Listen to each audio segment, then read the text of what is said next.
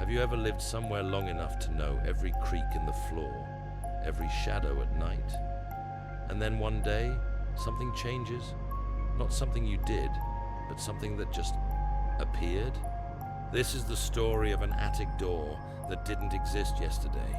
Don't take your house for granted, because when you close your eyes tonight, you might wake up to a new door in a place that never had one. And what's behind it might already know your name. Before we open this mysterious attic door, subscribe and hit the bell, because after this story, you'll want someone to hear you scream. Evan moved into the 1930s craftsman house after his grandmother passed. The house had been in the family for generations. Sitting quietly on a sleepy street in Massachusetts, it creaked when you walked. The windows rattled during wind, but nothing was wrong with it. Until day 27. It was a Wednesday when he noticed the attic door. He'd walked down the upstairs hallway 1,000 times. There were 3 rooms, his, the guest room, and the bathroom. But now, in the narrow ceiling above, there was a square outline. A thin rope hung down. It was unmistakably an attic door. His first thought, how did I never notice that? Second thought, was it even there yesterday? He pulled the rope. Dust rained down. The stairs creaked as they folded out. The attic smelled like old wood, forgotten time. He climbed slowly. His flashlight beam cut through the darkness, landing on boxes, dusty, harmless, old suitcases. Then he saw it, a chair placed dead center of the attic, facing a mirror. On the mirror, something written in condensation. It hadn't rained, no heating was on. He stepped closer. Words formed clearly now, S-I-T. He laughed nervously and wiped it off. Maybe it was a prank, a leftover message from decades ago. He left the attic, closed the hatch, tried to forget it. That night, at exactly 3:14 a.m., he woke to a dragging noise, slow, deliberate, coming from above. He checked the attic again the next morning. The chair was now facing the hatch. He shut it again, this time nailing it closed. But the next night, the dragging returned, louder. When he opened it again the following day, the nails were inside the attic, bent, like something had pushed them back through. He called a friend, Marcus, who didn't believe a word. Marcus stayed the night. At 3:14 a.m. sharp, Marcus screamed. The chair was at the foot of Evan's bed. On it, a note, written in that same condensation style. Sit, or I will. Marcus left and never returned. Evan couldn't sleep, couldn't eat. Every night, the chair moved closer. On the 6th night, it was beside his bed. The mirror, too. He never moved either of them. On the 7th night, he gave in. He sat. In the reflection, he saw someone behind him. A tall, thin silhouette with no face, just blackness. It raised one finger and pointed. To him. The mirror cracked. He woke up the next morning on the floor. Chair back in the attic. Mirror gone. Weeks passed. Quiet. Until someone else moved in after Evan fled. They never saw Evan again. But they did find something on the mirror that remained in the attic. Condensation. Fresh. New words. Next. The house still stands. The attic still exists. And the mirror still remembers.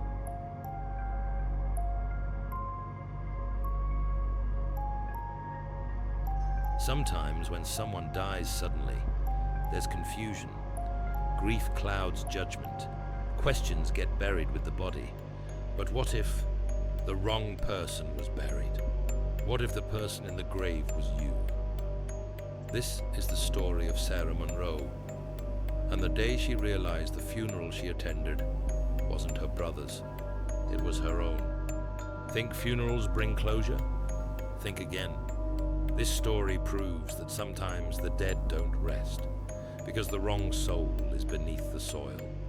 Before we open this casket, hit subscribe. These are the horror stories they'd never show on cable news, but we dig them up every single week. Sarah Monroe had always felt something strange around her twin brother Jacob. Not love, not hate. It was more like static, like they were never quite in sync. They looked identical. People often mistook them for each other growing up, but inside, they were different. Jacob was impulsive, wild, unpredictable. Sarah was grounded, careful, the one who cleaned up after his messes. On November 12th, a call came in. Jacob had died in a car crash. They said the impact was fatal, said the car flipped, caught fire, said it was better not to open the casket. It was fast, almost too fast.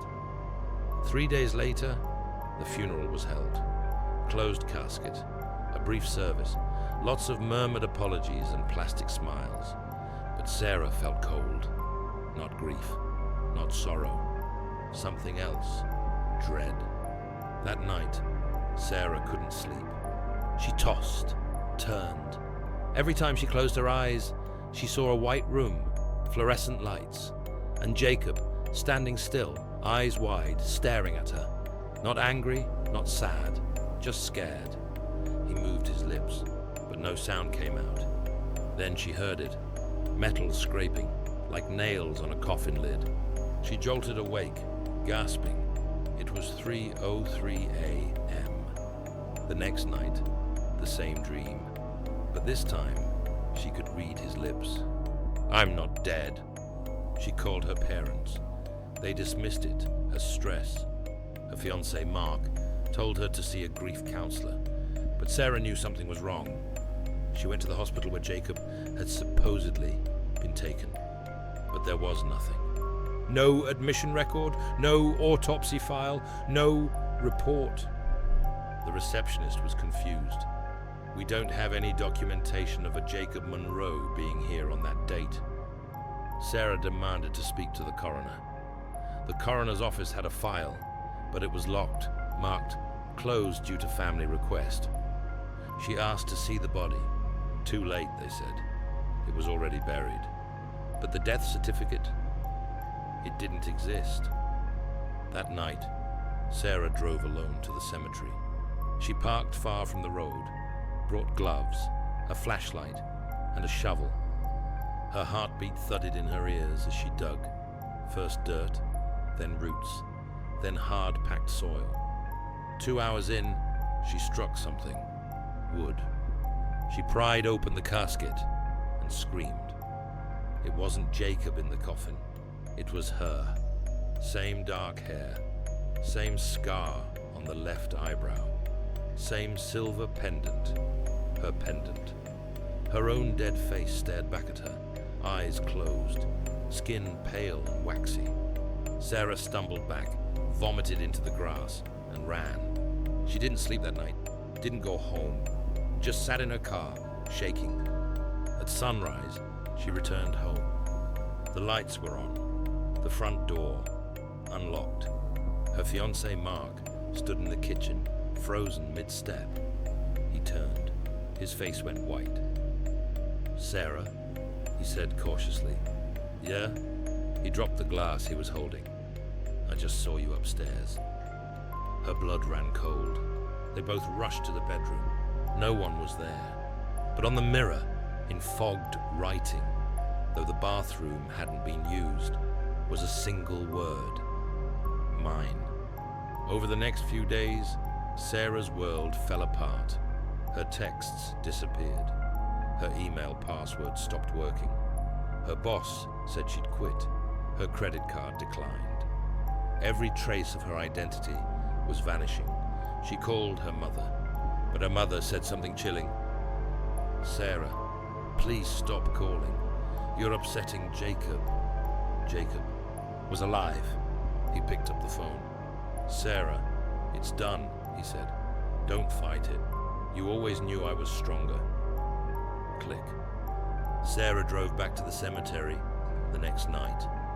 She wasn't going to run anymore. She brought bolt cutters this time and cut the lock on the mausoleum behind the chapel.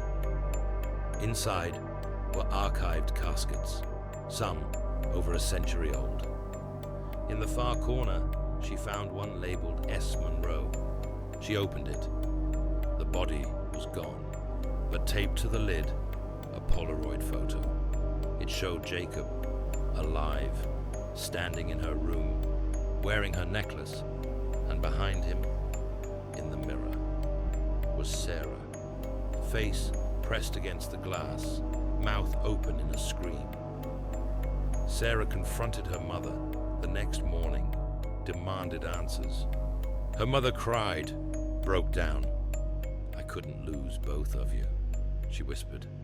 "He said it would only be temporary. Said you wouldn't feel a thing." "What did he do?" Sarah hissed. Her mother said Jacob had gone to a woman, someone ancient, a mirror witch from the Appalachian woods. For a price, the woman offered life extension, but only by taking it from someone close, a twin. Sarah had been swapped, body for body, soul for soul. But something had gone wrong. Sarah's consciousness hadn't died. She was still present, trapped, forgotten. There was only one thing left to do. She had to find the mirror witch. The cabin was deep in the forest, 2 hours from town, off a dirt road with no signs. Inside, a crooked old woman with skin like bark and eyes like shattered glass. "You lasted longer than most," the witch whispered. "Your soul clings hard, but the body's not yours now. You're a shadow." Sarah pleaded, bargained, begged. The witch smiled. "There is one way." She handed Sarah a shard of glass, the original mirror piece. "Find your twin. Touch him with this. Either you'll return, or both of you will be erased." Sarah waited until midnight. Jacob was asleep in her old bedroom. She slipped inside, stood over the bed. The pendant on his chest, her pendant, glinted in the moonlight. She held the shard in her trembling hand. He opened his eyes, smiled. "You never could let go," he said. "That's why I had to do it first." Sarah lunged. The shard cut his chest. Just a scratch. But the effect was instant. The lights flickered. The mirror across the room shattered. They both screamed, and everything went black. A week later, Mark returned to the house to pack Sarah's things. He noticed something strange on the nanny cam she used to check on her cat. It had recorded that night. He watched. At 3:03 a.m., the bedroom lights exploded. Both Sarah and Jacob screamed, and then vanished. Gone. The next frame showed only the empty room, except in the mirror, for a split second, two figures, one grinning, one pounding from inside the glass. Would you risk it all to reclaim your life, or walk away and let your twin live as you? Who deserved to stay, the body or the soul? The casket is still empty. The mirror is still cracked, and every night at 3:03 a.m., you might see her face behind the glass. Just don't blink. She hates being ignored.